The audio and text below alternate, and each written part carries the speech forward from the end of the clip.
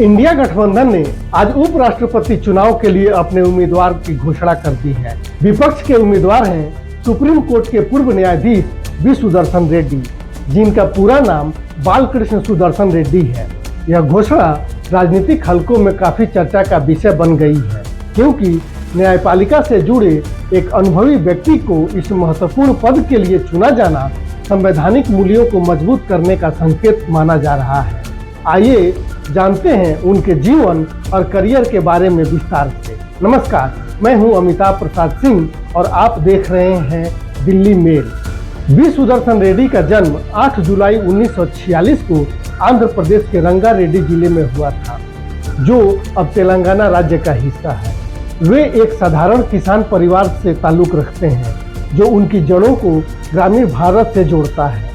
उनकी शुरुआती शिक्षा हैदराबाद में हुई और उन्होंने 1971 में उस्मानिया विश्वविद्यालय से कानून की डिग्री यानी LLB प्राप्त की। उसी वर्ष उन्होंने आंध्र प्रदेश बार काउंसिल में एक वकील के रूप में नामांकन कराया और अपने कानूनी सफर की शुरुआत की। उनके कानूनी करियर की नींव आंध्र प्रदेश हाई कोर्ट के वरिष्ठ अधिवक्ता के प्रताप रेड्डी के मार्गदर्शन में पड़ी। उन्होंने दीवानी और संवैधानिक मामलों में विशेषज्ञता हासिल की, जो भारतीय न्याय व्यवस्था के जटिल मुद्दों से निपटने में उनकी कुशलता को दर्शाता है।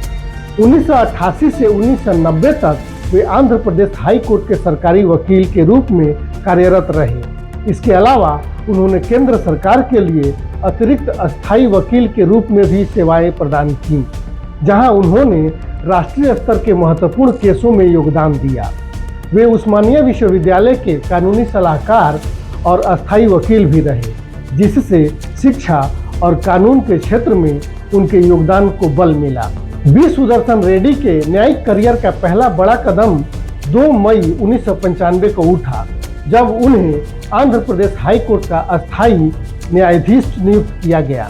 इसके बाद 5 दिसंबर 2005 को वे गुवाहाटी हाई कोर्ट के मुख्य न्यायाधीश बने, जहां उन्होंने पूर्वोत्तर भारत के न्यायिक मुद्दों पर महत्वपूर्ण फैसले दिए। उनकी उत्कृष्टता का प्रमाण 12 जनवरी 2007 को मिला, जब उन्हें भारत के सुप्रीम कोर्ट का न्यायाधीश बनाया गया। सुप्रीम कोर्ट में उनके कार्यकाल के दौरान उन्हें कई ऐतिहासिक फैसलों में हिस्सा लिया।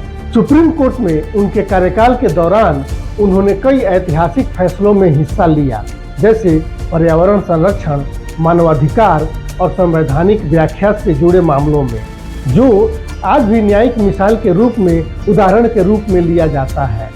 वे 7 जुलाई 2011 को सुप्रीम कोर्ट के न्यायाधीश पद से सेवानिवृत्त हुए। सेवानिवृत्ति के बाद भी जस्टिस रेड्डी सक्रिय रहे। मार्च 2013 में उन्हें गोवा राज्य का पहला लोकायुक्त नियुक्त किया गया, जो भ्रष्टाचार विरोधी प्रयासों में एक महत्वपूर्ण कदम था। हालांकि व्यक्तिगत कारणों से उन्होंने अक्टूबर 2013 में इस पद से इस्तीफा दे दिया। उनके इस फैसले को उनकी ईमानदारी और व्यक्तिगत सिद्धांतों का प्रतीक माना जाता है। अब इंडिया गठबंधन ने जस्टिस वी सुदर्शन रेड्डी को 2025 के उपराष्ट्रपति चुनाव के लिए अपना उम्मीदवार घोषित किया है। यह चुनाव 9 सितंबर को होने वाला है और गठबंधन का मानना है कि जस्टिस रेड्डी का अनुभव और निष्पक्षता देश की दूसरी सर्वोच्च संवैधानिक पद को मजबूत करेगी।